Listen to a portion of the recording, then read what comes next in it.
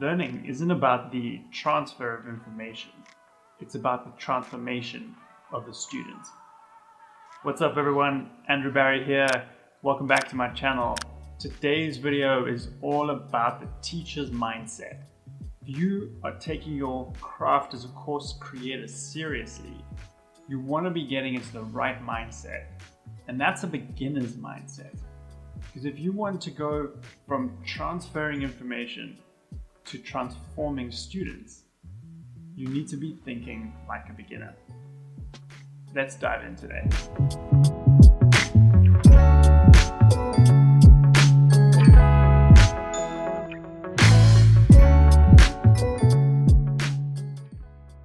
So true knowledge transfer is affected by the degree to which we deeply understand.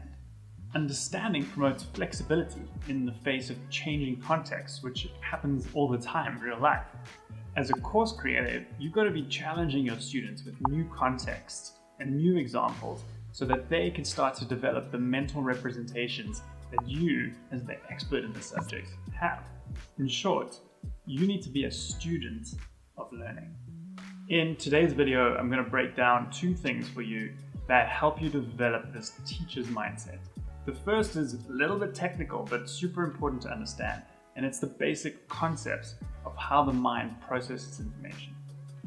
And the second thing we're going to cover is beginner's mind. Right, so buckle up for this first one. Okay, so we're going to sketch this out over here next to me. And this all comes from the cognitive theory of multimedia learning. And it's very important to know this intuitively. So it's worth spending a little bit of time thinking about how we process information. So first we have these two channels for processing information. They are auditory or verbal channels and pictorial or visual channels. So we're taking in information from our eyes and from our ears. These words and pictures then go into what is called sensory memory. We receive them through our ears and our eyes, and our brain starts to select words and images that process into working memory. So stay with me here. First of all, our brain is selecting which stimuli it's going to pass on into the next deeper level of memory. And then in working memory, our brain is doing what is called active processing. And this is basically a process of making sense of the images and sounds that are coming in. Once our brain has some familiarity with these stimuli, it starts to make connections and integrates this new stimuli with our prior knowledge. And if you remember previously on this channel, we talked about prior knowledge and the importance of advanced organizers. And this is exactly the time and place for that to come to the fore. And this process is called encoding.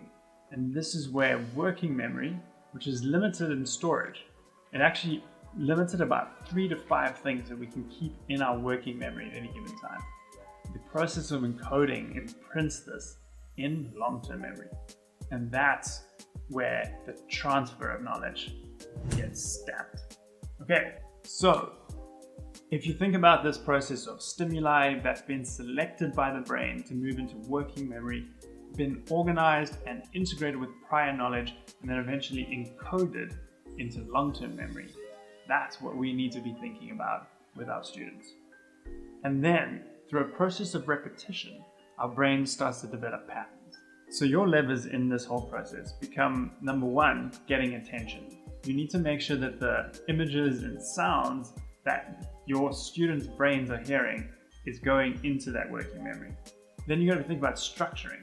So is that information structured in a way that the brain is going to be able to dance its way through it, get a feeling for what is in there and what it all means? Then you need to be employing those advanced organizers to get prior knowledge integrated with this new knowledge.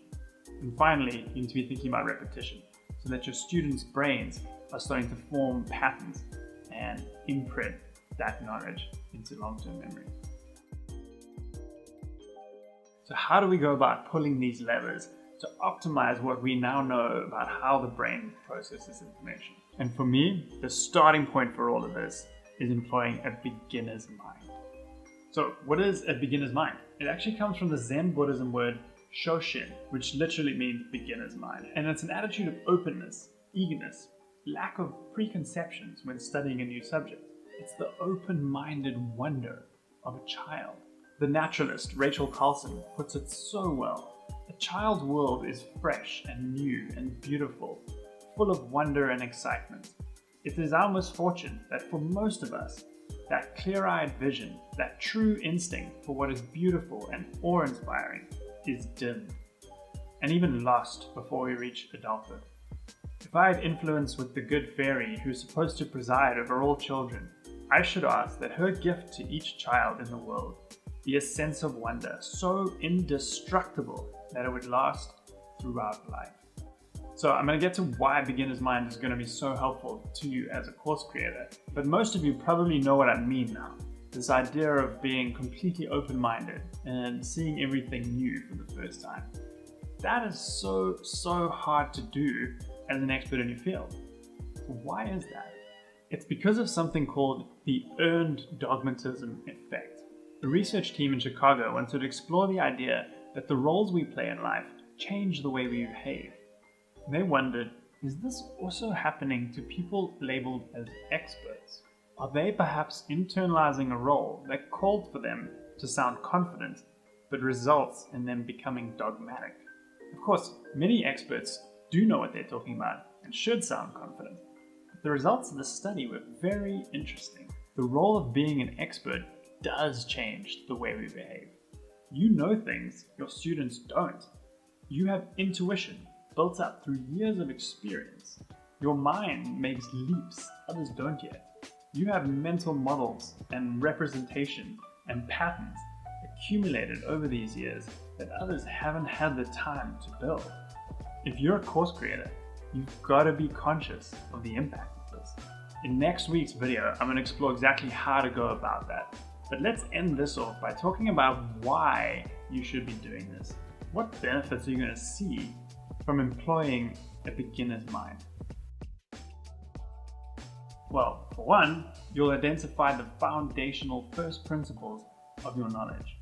These are the pillars that everything else gets built around. These are so important to know, to internalize, and to keep repeating for your students. Number two, you'll have reverse engineered your experience. You'll be able to map out for people the journey they'll need to go on to experience and complete the transformation that you can deliver. I did a video on this previously, so check out the channel homepage for that one. Number three is you'll get to pinpoint the basic analogies and examples and stories that you'll use to take people through your journey. Number four, you'll clarify the precise order of leaps that you went through in developing your understanding. Knowing those and sharing those stories with your students is going to be crucial in taking them from where they begin to that transformation. And finally, five, you'll have a framework for your own mental representation. This is the blueprint of your own knowledge. Once you have this clarified and crystallized, this is what you'll share with your students. This will become the framework for everything that you teach and the map to get to the destination you want them to get to. So, identify the leaps of understanding that you now take for granted. As an expert hoping to teach others, you must be the student. Next week, we'll explore how. Make sure you like and subscribe this video to be notified as soon as that comes out. I will see you next week.